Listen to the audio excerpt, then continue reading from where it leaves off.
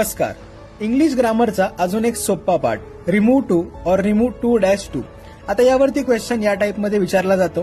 पहिल्यामध्ये फक्त एक to remove करायचा आहे आणि दुसऱ्यामध्ये दोन टू रिमूव्ह करायचे, पण सेंटेन्सचं मिनिंग सेम राहिलं पाहिजे. सर्वात पहिला टाइप बघूया, सिंगल टू रिमूव्ह करायचं. काय आहे, सिंपल रूल आहे, टू च्या ऐवजी व्हेरी यूज करायचं. एक्झाम्पल बघा, इट इज टू सोअर. काय होणार, इट इज टू च्या ऐवजी व्हेरी सोअर. सेम एक्झाम्पल दुसरं सुद्धा, टू च्या ऐवजी व्हेरी यूज केलं. आता हे असणार आहे तुमच्यासाठी होमवर्क. पहिला टाइप क्लिअर झाला. आता सेकंड टाइप बघा, थोडासा ट्रिकी आहे.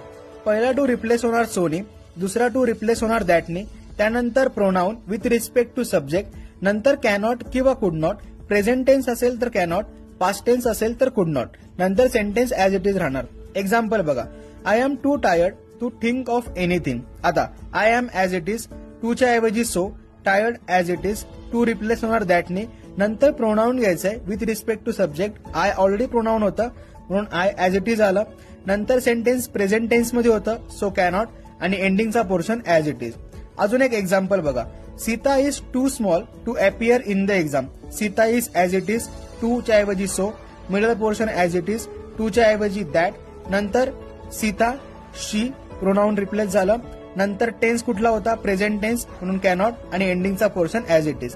आता याचा डिटेलमध्ये व्हिडिओ युट्यूबला आलाय, पटकन जा आणि चेक करा.